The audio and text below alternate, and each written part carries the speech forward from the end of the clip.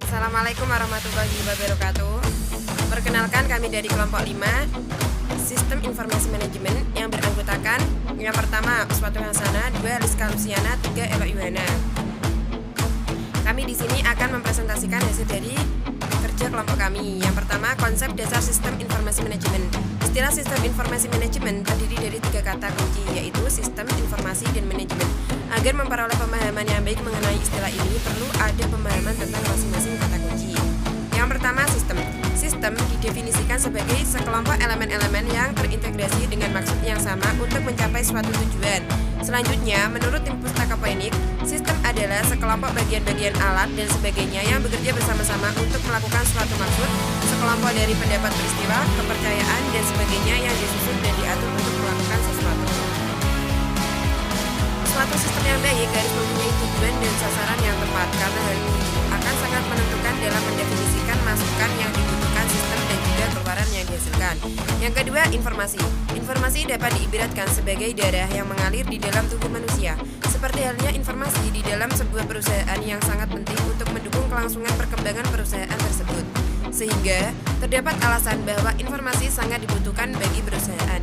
Akibat yang terjadi apabila kurang mendapatkan informasi dalam waktu tertentu adalah perusahaan akan mengalami ketidakmampuan dalam mengontrol sumber daya, sehingga sangat mengganggu dalam keputusan-keputusan strategi yang pada akhirnya akan mengalami kekalahan dalam bersaing dengan lingkungan pesaingnya. Yang ketiga, manajemen. Manajemen menurut Mukijat adalah kegiatan yang berarah ke bawah, jadi berupa kerja-kerja untuk mencapai tujuan tertentu. Manajemen juga dimaksudkan sebagai suatu sistem kekuasaan dalam suatu organisasi agar orang-orang yang menjalankan pekerjaan. Umumnya sumber daya yang tersedia dalam manajemen meliputi manusia, material, dan modal. Konsep sumber daya manajemen ini akan bertambah ketika pembahasan difokuskan pada sistem informasi manajemen. Dalam sistem informasi manajemen, sumber daya tersebut ditambah dengan sumber daya berupa informasi. Selanjutnya akan dilanjutkan oleh rekan saya.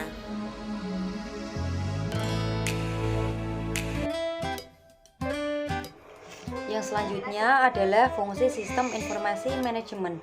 Pada saat ini, penggunaan teknologi informasi dan komunikasi untuk mengumpulkan, mengatur, menyimpan, dan menyebarkan data seperti audio, video, teks, atau angka melalui komputer dan telekomunikasi peralatan adalah sumber dari kekuatan dalam organisasi dan merupakan bagian dari faktor dalam menciptakan dan meningkatkan organisasi belajar. Organisasi seperti bisnis dan lembaga pemerintah adalah contoh yang baik dari sistem dalam masyarakat yang merupakan lingkungan mereka. Organisasi itu sendiri terdiri dari banyak subsistem seperti departemen, divisi, memproses tim, dan kelompok kerja lainnya. Organisasi adalah contoh terbuka sistem karena mereka berinteraksi dengan sistem lainnya di lingkungan mereka. Akhirnya, organisasi adalah contoh dari sistem adaptif karena mereka dapat memodifikasi diri mereka sendiri untuk memenuhi tuntutan lingkungan yang berubah. Ketika aplikasi sistem informasi fokus pada penyediaan informasi dan dukungan untuk pengambilan keputusan yang efektif oleh manajer, mereka disebut sistem pendukung manajemen. Memberikan informasi dan dukungan untuk pengambilan keputusan oleh semua jenis manajer dan profesional bisnis adalah tugas yang kompleks. Ada banyak manfaat dan tugas fungsi dari sistem informasi manajemen. Fungsi dari sistem ini tidak terbatas pada pihak manajemen saja, melainkan juga bagi organisasi secara keseluruhan, yaitu yang pertama adalah meningkatkan produktivitas serta penghematan dalam hal biaya di dalam organisasi. Yang kedua, meningkatkan kualitas dari SDM dikarenakan unit sistem kerja akan lebih terkoordinasi serta sistematis. Yang ketiga, mempermudah pihak manajemen dalam melakukan pengawasan, perencanaan, pengarahan, serta pendelegasian pada semua departemen yang mempunyai koordinasi dan hubungan. Dan yang terakhir adalah meningkatkan efisiensi serta efektivitas data yang lebih real time dan akurat. Selanjutnya yaitu tujuan dan peran sistem informasi manajemen. Penggunaan teknologi informasi sangat penting dalam industri untuk mengurangi risiko dan mengelola urusan, dan industri ini perlu dilengkapi dengan teknologi informasi agar tetap kompetitif.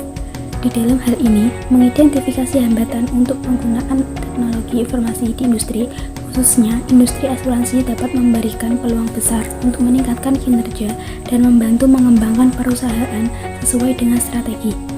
Tujuan utama information system adalah sebagai landasan dalam konfigurasi sistem manajemen pada suatu organisasi. Pembuatan keputusan terkait pengelolaan informasi yang baik dan benar perlu perencanaan yang matang sehingga diharapkan dapat mengendalikan operasi subsistem dari perusahaan dalam memberikan sebuah sinergi dalam prosesnya. Umumnya, istilah sistem informasi manajemen secara implisit masuk pada kategori kelompok yang berorientasi pada manajemen informasi dengan sistem pertalian dengan dukungan terhadap proses pengambilan keputusan manusia. Implementasi sistem informasi manajemen akan tercapai dengan efektif jika ada keterkaitan hubungan di antara komponen subsistem informasi. Keterpaduan sistem informasi tersebut memiliki peranan utama dalam sistem informasi.